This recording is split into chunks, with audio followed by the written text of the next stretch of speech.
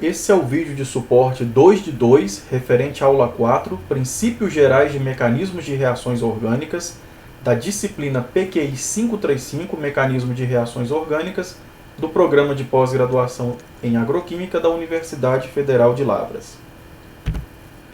Nessa segunda parte da aula, então, nós vamos começar a analisar a estabilidade de intermediários, intermediários de reação química.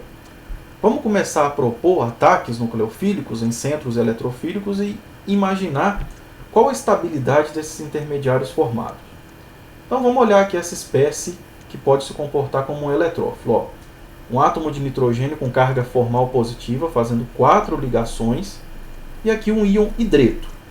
Íons hidretos são fornecidos por reagentes como, por exemplo, boro-hidreto de sódio e hidreto de lítio-alumínio, que nem vocês estão vendo aqui.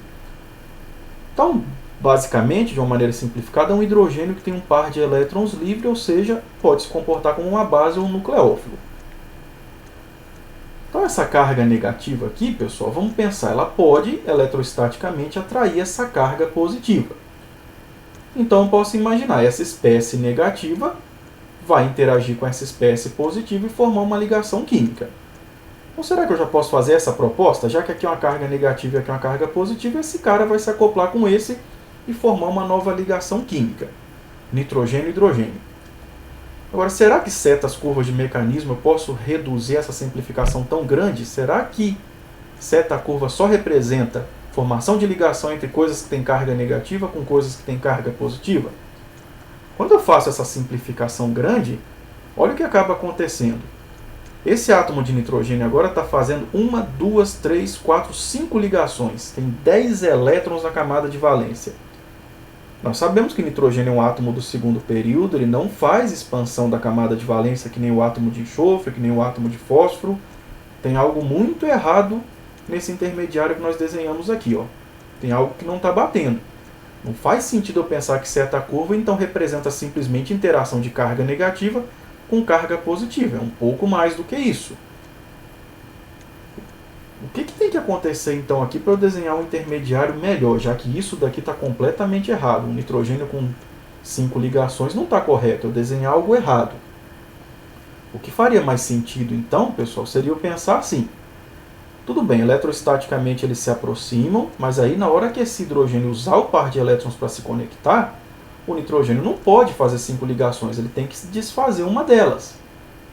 Talvez a ligação π, por ser uma sobreposição lateral de orbitais π, ela se rompa mais fácil. Na hora que o hidrogênio se acoplar, a dupla se rompe e o par de elétrons vai na direção do átomo de carbono, que está à esquerda, formando esse intermediário. Ó. Isso daqui já é mais plausível. Já faz mais sentido, porque agora o nitrogênio continua fazendo 4 ligações, está com carga formal positiva, mas não está violando a regra do octeto. A hora que essa ligação simples, nitrogênio-hidrogênio, foi formado, a ligação π se rompeu e foi acomodada pelo átomo de carbono que está à nossa esquerda. Tá, mas será que isso daqui está correto? Será que esse intermediário é estável o suficiente para ser formado? Será que esse ataque ocorre por aqui mesmo? Ó, tem agora um intermediário com carga positiva, vizinho ao carbono com carga negativa, e essas duas cargas estão adjacentes. Separação de carga dentro da mesma estrutura, eu não estou vendo nenhuma possibilidade de estabilização dessas cargas. Isso quer dizer, pessoal, que, de novo, mecanismo de reação orgânica não significa simplesmente eu acoplar carga negativa com carga positiva. Calma, não é só isso. Eu tenho que analisar mais coisas. Será que esse nucleófilo realmente prefere atacar essa ligação dupla por esse lado do dipolo? Será que o fato de eu ver uma carga positiva aqui já automaticamente tem que me induzir a pensar que o nucleófilo vai atacar aqui? Vamos pensar com mais calma. Olha essa ligação dupla. Envolve um nitrogênio, um átomo mais eletronegativo, e um carbono, um átomo menos eletronegativo. Então faz mais sentido eu pensar que essa ligação dupla, a ligação π, esteja polarizada na direção do nitrogênio. Ainda mais que ele está com carga positiva, ele está mais eletronegativo do que quando ele está neutro. Porque ele está atraindo com mais intensidade essas ligações para tentar desfazer essa carga formal positiva que ele tem. Isso quer dizer que nesse dipolo elétrico dessa ligação π, a carga positiva maior, na verdade, está no átomo de carbono. E ainda um outro detalhe, que você talvez deixou de passar despercebido da aula 2, mas eu vou relembrar aqui agora. Átomos eletronegativos distorcem o formato dos orbitais moleculares ligantes e antiligantes. Como assim? Quando eu tenho um átomo mais eletronegativo, o orbital ligante fica maior ao lado do átomo mais eletronegativo. Eu tenho mais densidade eletrônica ao lado do elemento mais eletronegativo. E o orbital antiligante fica maior do lado do elemento menos eletronegativo. Isso quer dizer que eu tenho aqui um grande orbital π antiligante e um pequeno orbital π antiligante aqui. Eu tenho dois motivos para que o nucleófilo acesse por mais facilidade essa parte do dipolo elétrico: o tamanho do orbital molecular antiligante, o coeficiente que a gente chama, e também o fato de aqui ser uma carga positiva maior do que realmente é aqui. Embora aqui tenha uma carga formal positiva, ela não pode te confundir. Você tem que ser capaz de visualizar que isso é um átomo eletronegativo, que ele está com carga formal positiva, porque está fazendo 4 ligações químicas. Então não é sensato eu pensar que só porque aqui tem carga negativa, aqui tem carga positiva, isso quer dizer que esse álcool ataca o nitrogênio, quebra a dupla e o par de elétrons vai para cima do átomo de carbono. Espera, olha o mesmo ataque de novo. Isso daqui, quando agora o nucleófilo é um álcool, o álcool usa o par de elétrons para se acoplar ao nitrogênio, ao mesmo tempo que a dupla se rompe e é acomodada pelo carbono à esquerda. Carga positiva, vizinha carga positiva, vizinha carga negativa. Separação de carga e 2 cargas positivas e uma negativa dentro da mesma molécula.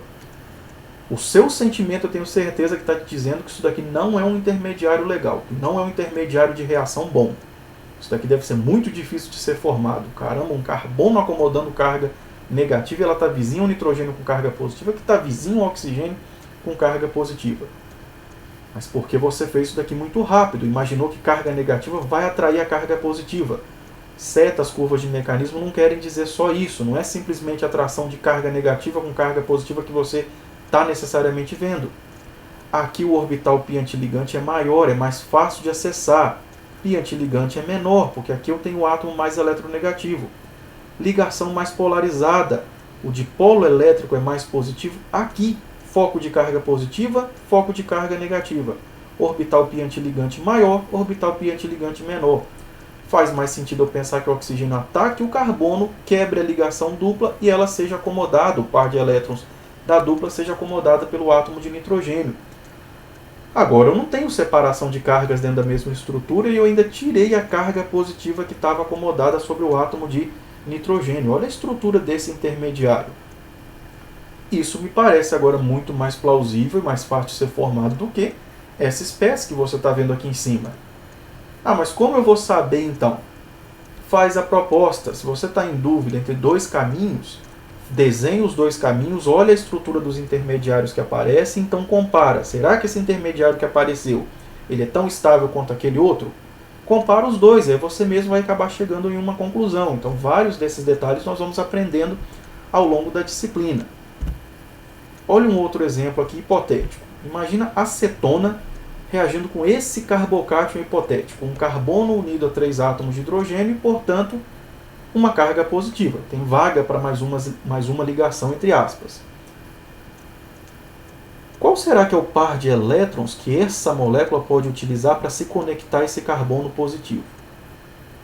Eu tenho aqui 3 tipos de pares de elétrons. Pares de elétrons de ligação sigma, tem aqui também uma ligação sigma, pares de elétrons de uma ligação dupla e pares de elétrons livres.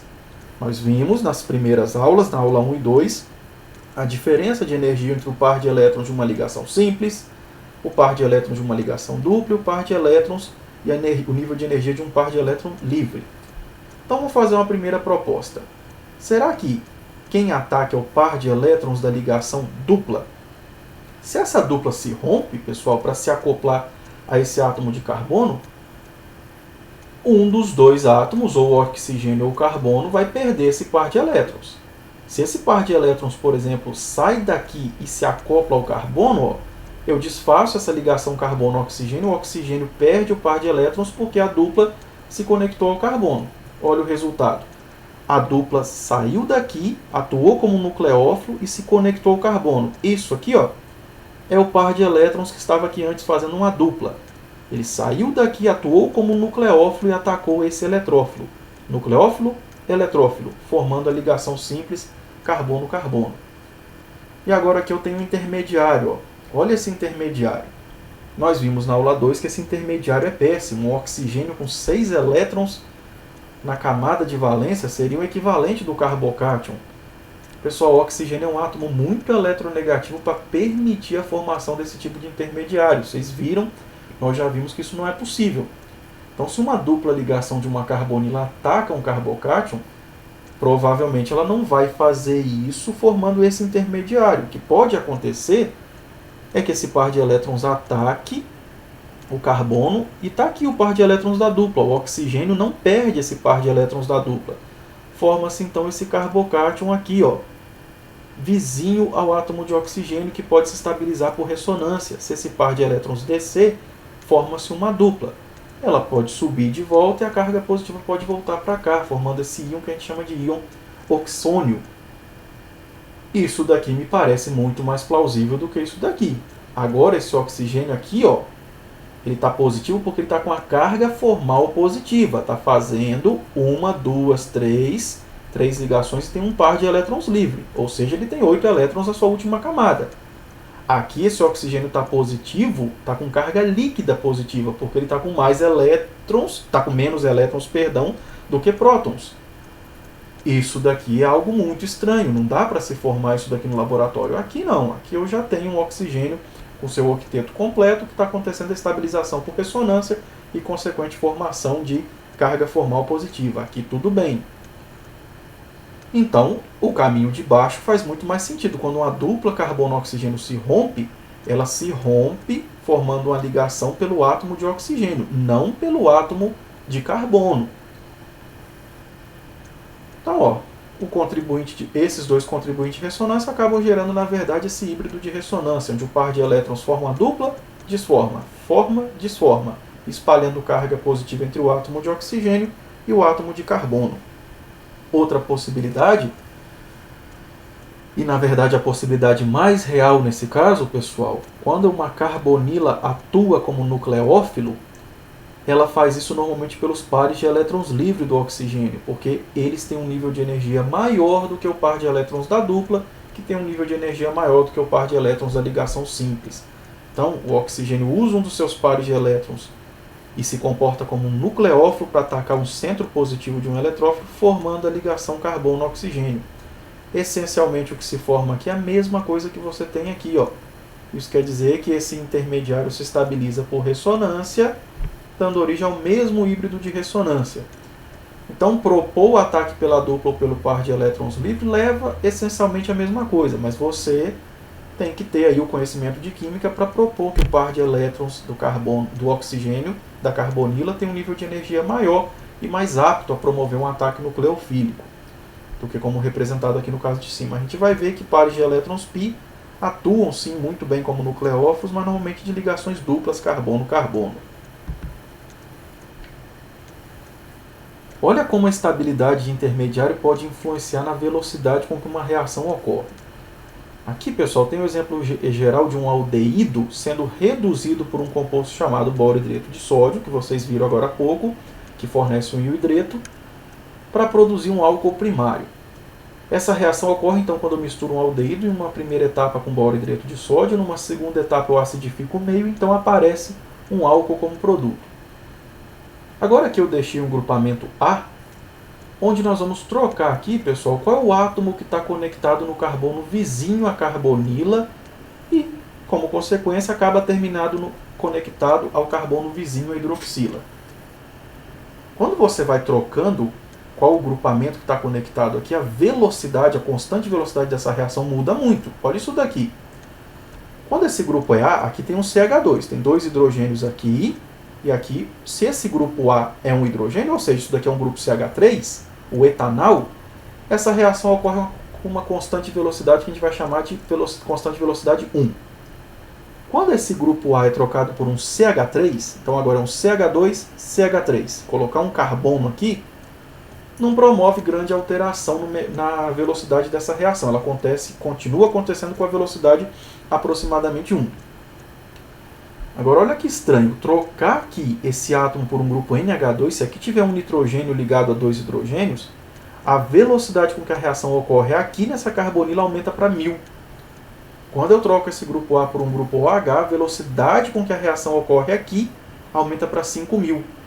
Quando eu finalmente troco por flúor esse átomo A, a velocidade passa para 10.000. Vocês já devem estar vendo que está aumentando a eletronegatividade do átomo A, e esse aumento na eletronegatividade aumenta a velocidade da reação. Qual que é o mecanismo dessa reação, pessoal? O que acontece aqui é que o hidreto se comporta como um nucleófilo. Ele usa esse par de elétrons para se conectar ao carbono da carbonila, ao mesmo tempo que a dupla se rompe e é acomodada pelo átomo de oxigênio. Forma-se uma ligação carbono-hidrogênio, a dupla se rompe, formando esse intermediário alcóxido. Esse é o intermediário da reação, que tem uma estabilidade muito variável em função de quem são as coisas que estão conectadas aqui no carbono vizinho. Numa última etapa, se eu colocar esse alcóxido em meio ácido, esse alcóxido captura o hidrogênio do ácido para formar hidroxila neutro, o álcool neutro, e aí aparece o álcool primário. Essa velocidade aqui, pessoal, varia muito, então, em função de quem está conectado aqui. Quem está conectado aqui também influencia na estabilidade desse intermediário, na velocidade com que esse intermediário vai ser formado. Por que isso? Então vamos olhar para essa ligação aqui, pessoal. Ó. Vamos imaginar a ligação carbono-carbono, depois a ligação carbono-nitrogênio, depois a ligação carbono-oxigênio, depois a ligação carbono-flúor. Lembrando que com flúor é mais rápido, ou seja, o intermediário deve ser mais estável. Com carbono-hidrogênio é mais lento, quer dizer que o intermediário deve ser menos estável. Então vamos olhar aqui. Ó. Uma ligação carbono-carbono, o orbital molecular ligante, tem esse nível de energia. Atrás, na parte de trás dessa ligação, tem o sigma antiligante, que tem esse nível de energia. Nós vimos, pessoal, que quando um desses átomos é mais eletronegativo, o que acontece? O nível de energia cai. O nível de energia do orbital molecular ligante de uma ligação carbono-nitrogênio é mais baixo. Como consequência, o nível de energia do orbital antiligante da ligação carbono-nitrogênio também é. Então vamos olhar agora aquele intermediário alcóxido. Olha se o átomo A for um átomo de nitrogênio. Está vendo aqui? Essa ligação carbono-nitrogênio é esse par de elétrons aqui. Atrás da ligação carbono-nitrogênio, de um lado eu tenho o sigma antiligante e o sigma antiligante do outro lado. Aqui, pessoal, ele é maior do que aqui, porque o nitrogênio, por ser eletronegativo, distorce o formato do orbital molecular, o ligante e o antiligante. Então esse orbital é maior do lado oposto ao elemento mais eletronegativo. E olha agora, pessoal, esse orbital sigma antiligante ele tem um nível de energia relativamente baixo. Pares de elétrons podem interagir aqui. Isso quer dizer que quando esse intermediário alcóxido é formado, esses pares de elétrons, eles não estão localizados só em cima do átomo de oxigênio. Essa carga negativa está se aproveitando desse orbital sigma antiligante, que tem um nível de energia menor, e está ocorrendo uma leve sobreposição aqui, ó, ajudando a espalhar a carga. Essa carga não vai ficar concentrada em cima desse átomo de oxigênio, ela vai ficar estabilizada porque ela está levemente se deslocando na direção desse orbital sigma antiligante. Isso está ajudando a estabilizar esse intermediário. Quando aqui é um átomo de carbono, o nível de energia desse orbital antiligante, ó, se aqui fosse um átomo de carbono, aqui eu teria um orbital menos distorcido e um nível de energia maior, mais difícil de acessar. Isso quer dizer que aí esse oxigênio não consegue estabilizar esses pares de elétrons com tanta facilidade. Mas e quando eu troco e vou colocando átomos mais eletronegativos? Quando eu tenho aqui um oxigênio, agora o nível de energia desse par de elétrons é ainda mais baixo, o nível de energia do orbital antiligante é ainda mais baixo e mais fácil de acessar. Então agora eu tenho aqui um orbital antiligante ainda maior, com um coeficiente maior, porque está oposto a um átomo ainda mais eletronegativo, e com um nível de energia mais baixo, mais fácil de acessar. Isso quer dizer que agora essa carga negativa se sobrepõe, interage com esse orbital mais facilmente, ajudando a estabilizar esse intermediário. Quando por fim eu tenho o flúor, que é o átomo mais eletronegativo de todos, o nível de energia da ligação carbono-flúor é mais baixo ainda, porque o átomo é ainda mais eletronegativo, e o orbital antiligante tem um nível de energia ainda mais baixo, e, portanto, é muito fácil essa interação espacial aqui, ó. O oxigênio consegue interagir muito facilmente, estabilizando mais ainda essa carga negativa. É por isso que quando eu mudo o átomo eletronegativo, a velocidade da reação aumenta, porque a estabilidade do intermediário também aumenta. A gente vai conversar muito sobre isso ao longo dessa disciplina. Então aqui você já está começando a ver como que ela pode acontecer, como que pode acontecer a estabilização dos intermediários. Um último detalhe, e a questão de grupos abandonadores.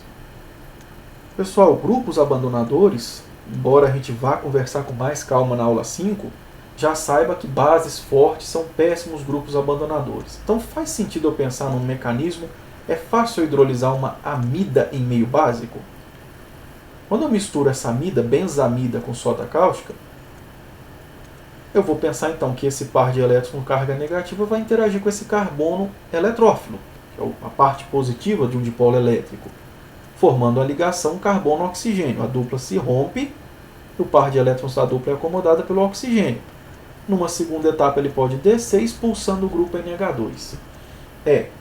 Só que entre o grupo NH2 e o grupo OH é uma base mais fraca do que o grupo NH2-. Quando você comparar a carga negativa em átomos do mesmo período, ela estará mais bem localizada, mais bem estabilizada no átomo mais eletronegativo. Entre oxigênio e nitrogênio, o átomo mais eletronegativo é o oxigênio. Pessoal, isso é um mecanismo muito difícil de acontecer. Essa reação aqui não vai se processar desse jeito. Isso daqui é uma base muito forte. Base forte normalmente não são bons grupos abandonadores. Não propõe nitrogênio saindo levando carga negativa, carbono saindo levando carga negativa. Esses átomos são melhores para atuar como base e como nucleófilo, mas como grupo abandonador, não. A carga negativa está muito instável para que isso seja formado e isso vá embora. Faz mais lógico eu pensar que a hidrólise de uma benzamida seja mais fácil em meio ácido. No meio ácido, o que vai acontecer é que um grupo abandonador ruim, como esse aqui, pode se tornar um grupo abandonador melhor. Como? Se esse par de elétrons protonar em meio ácido, ó, formando aqui uma carga positiva no nitrogênio, agora sim a dupla pode se formar expulsando o nitrogênio que sai na forma de amônia neutra, um nitrogênio que faz 3 ligações e tem um par de elétrons livres. Isso daqui é uma base mais fraca do que isso daqui. Então, nós vamos discutir, obviamente, isso com calma na aula 5, mas já saiba que bases muito fortes são péssimos grupos abandonadores. Não proponha nitrogênio saindo com carga negativa, carbono saindo com carga negativa, cadeia carbônica, hidrogênio saindo com carga negativa. Esses átomos que formam bases muito fortes não são bons grupos abandonadores. Agora, então, a gente vai olhar rapidamente como que se faz a relação estrutural entre o material de partida e o produto. Olha essa reação química aqui. Eu tenho essa molécula, essa substância que foi colocada para reagir em etanol como solvente e trietilamina. E aí eu produzi esse composto cíclico. Como que eu faço para entender, para olhar qual a relação que existe entre esse reagente e esse produto? Bom, esse produto aqui, ele veio desse reagente. Tem que ter sido 2 átomos de nitrogênio, eu estou vendo 2 átomos de nitrogênio aqui. Enxofre, eu estou vendo enxofre aqui. Uma forma boa de você enxergar a relação que existe entre o material de partida e o produto é numerar os átomos que estão envolvidos. Olha isso daqui, eu vou começar a numerar de átomo 1 o nitrogênio vizinho ao anel aromático. E vou colocar 2, o outro nitrogênio, e assim por diante. 1, 2, 3, 4 é o enxofre, 5 é esse grupo CH2 e 6 é essa carbonila desse éster que está conectado a um grupo OCH3. Quando eu olho aqui, pessoal, vamos pensar. Se eu disse que esse é o átomo 1, nitrogênio vizinho ao anel aromático é o átomo 1, esse aqui é o nitrogênio vizinho ao anel aromático. Então, provavelmente, esse é o átomo 1. Vizinho ao átomo 1 tem um átomo de nitrogênio 2. Então, esse provavelmente é o 2. E assim por diante. Vamos ver se funciona. Esse é o átomo de nitrogênio 1, 2. O átomo de carbono 3, que é um átomo sp2, está aqui. O átomo 4 é um átomo de enxofre, está aqui. O átomo 5 é um grupo CH2, está aqui. O átomo 6 é uma carbonila, está aqui. Só não estou vendo aqui conectado esse grupo OCH3. numerando os átomos no material de partida nos produtos, fica claro o que aconteceu aqui. Parece que o nitrogênio 1 se acoplou ao carbono 6. Ó, esse nitrogênio aqui parece que de alguma forma conseguiu acoplar ao carbono 6. Como que isso aconteceu? Qual que é o mecanismo que explica isso daqui? Lembrando, eu ainda não estou esperando que você seja capaz de fazer esse mecanismo sozinho. Agora eu quero que você acompanhe comigo. Nós vamos mostrar, nesse capítulo você vai ver mecanismos prontos. Você vai ter que acompanhar o mecanismo pronto e em alguns detalhes, em alguns momentos você vai ter que enxergar detalhes que estejam errados. Então vamos lá. O que houve aqui? Qual que é o mecanismo que explica essa conversão dessa estrutura aberta nessa estrutura cíclica e fechada? E por que o uso de uma base? Por que eu utilizei uma amina terciária aqui dentro desse sistema? Qual que é o objetivo disso? Olha isso, pessoal. Essa estrutura não precisa necessariamente estar assim com a cadeia carbônica aberta, linear desse jeito. Ela pode estar no espaço ou em outra conformação espacial. E vai ter momento que a conformação espacial pode aproximar o par de elétrons que está no átomo de nitrogênio 1 do carbono 6, que é um carbono eletrofílico. Ele é a parte positiva de um dipolo elétrico. Ó. E aqui eu tenho um átomo que pode se comportar como um nucleófilo, uma carga negativa. Isso quer dizer que esse nitrogênio pode atacar o átomo de carbono 6, quebrando a ligação dupla. Ó. Aqui eu tinha a ligação dupla, ela se rompe acomodada pelo átomo de oxigênio. Se eu não tivesse uma base no meio reacional, pessoal, o que ia acontecer é que esse par de elétrons ia descer, formar uma dupla e expulsar o nitrogênio neutro como grupo abandonador. Então isso ia ficar conectando e desconectando e essa reação não iria a lugar nenhum.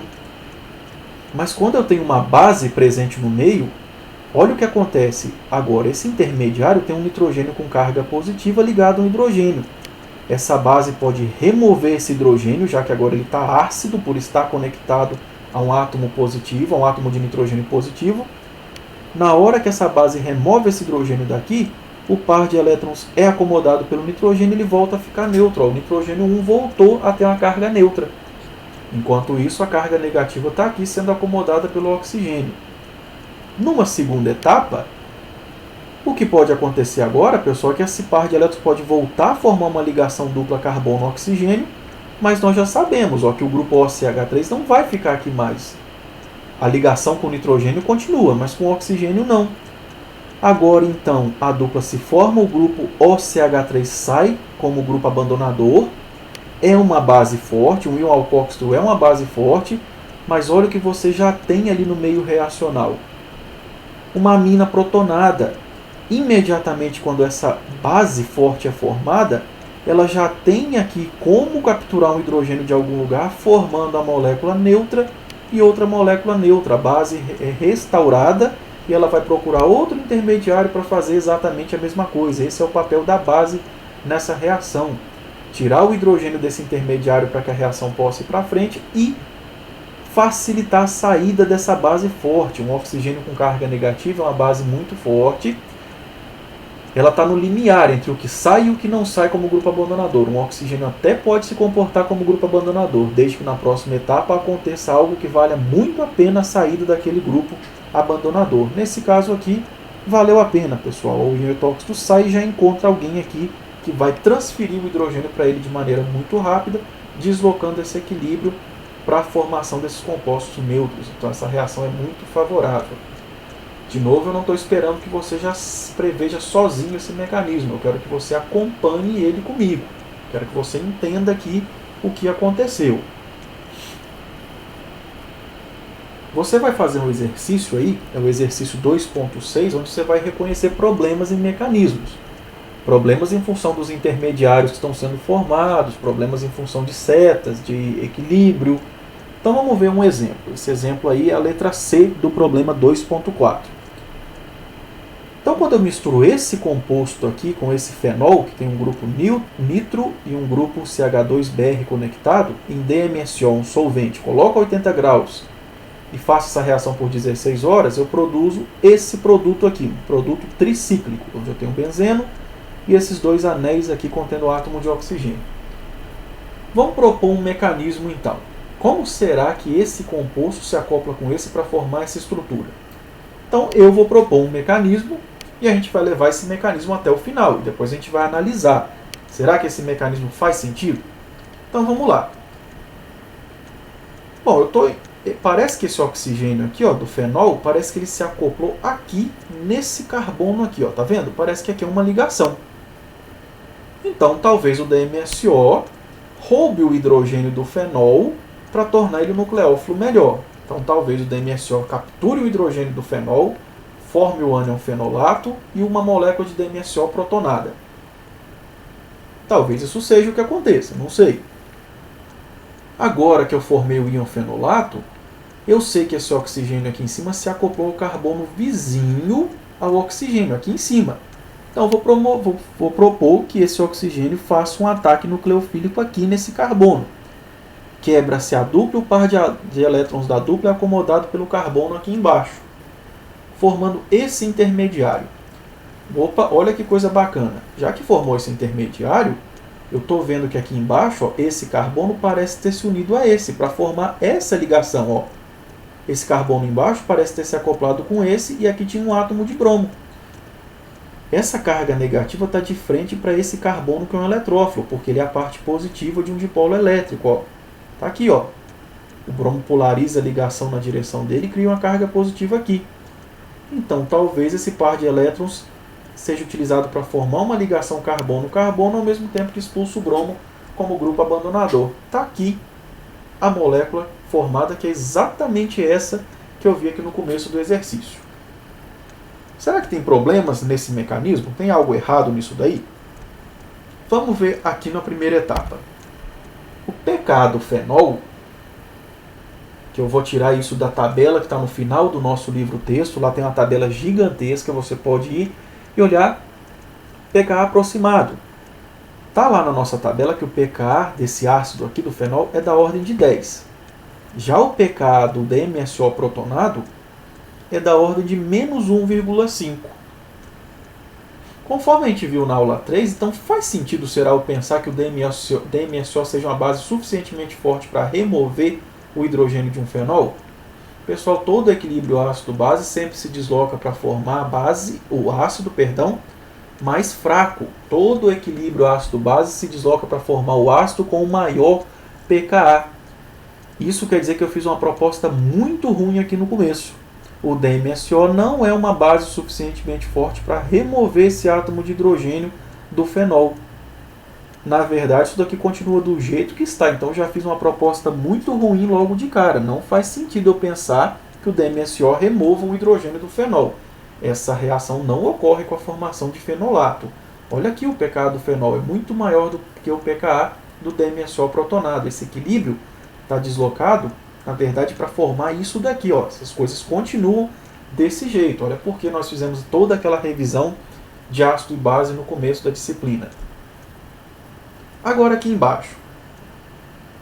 Faz sentido eu pensar que esse intermediário realmente apareça? Então aqui em cima não pode. Pessoal, esse intermediário tem um carbono sustentando a carga negativa e ela está localizada em cima de um carbono único. Isso é um carbânion, carga negativa em cima de um átomo de carbono.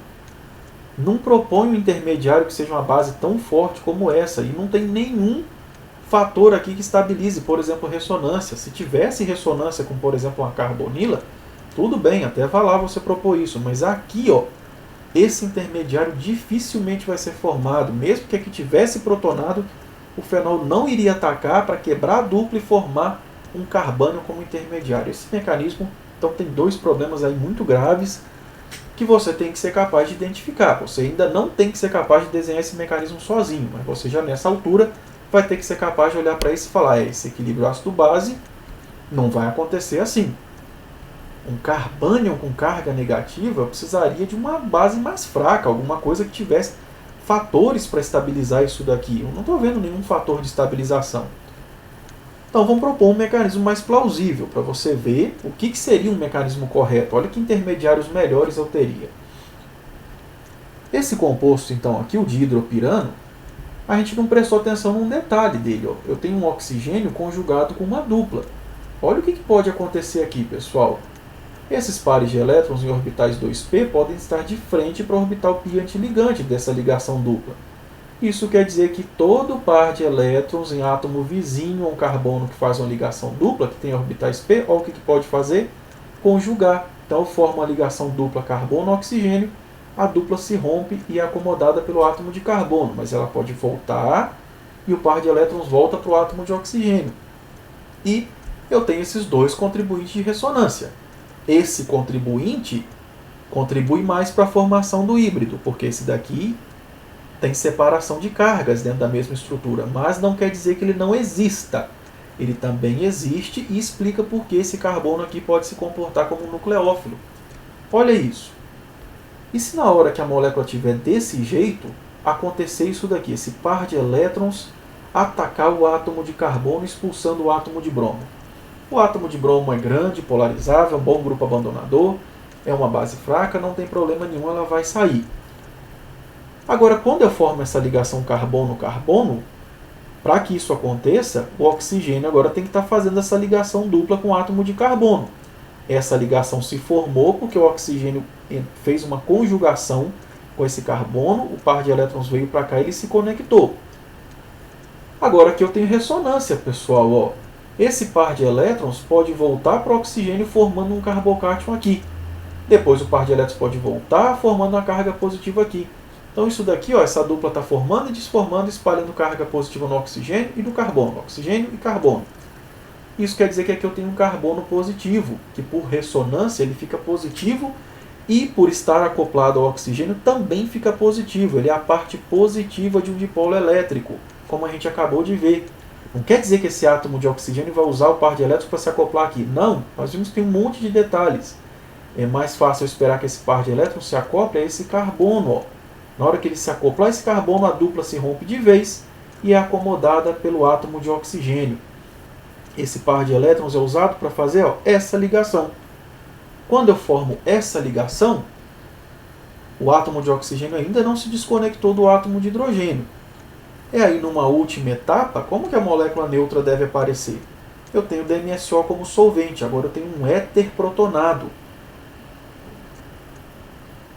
Numa última etapa, então, o DMSO talvez use o par de elétrons para remover esse hidrogênio que está conectado a esse oxigênio desse agora um éter, para formar a molécula de DMSO protonada e uma molécula que agora tem dois átomos de oxigênio neutro. Isso, na verdade, não é um éter, pessoal, que é só uma linguagem para facilitar. Isso daqui é um cetal. Agora vamos checar se isso daqui realmente acontece. O pK dessa molécula aqui, ó, desse éter cíclico, é da ordem de -3. O pK do DMSO protonado é da ordem de -1,5. O equilíbrio sempre se desloca no sentido de formar o ácido de maior pKa. Perdão. Quem tem o maior pK entre esses dois, ó, quem é o ácido mais fraco, é esse aqui, é o DMSO. Isso indica que esse equilíbrio, sim, é deslocado para formar essa molécula neutra e a molécula de DMSO protonado. Então, esse aqui é um mecanismo mais plausível. Não necessariamente é o correto. Muitos mecanismos podem ser propostos, mas esse daqui, de acordo com as teorias que a gente está estudando, a estabilidade intermediária, esse daqui faz muito mais sentido do que o anterior. Então, agora, você vai pegar o Miller de novo, na segunda edição. Essa semana nós vamos focar no capítulo 2, você vai ler ele inteiro. Agora você vai ler o item 6, 7, 8, 9 e 10 e vai resolver os problemas 2.5 e 2.6. O 2.6 só a letra A, B e C. A letra D do problema 2.6 você não vai fazer.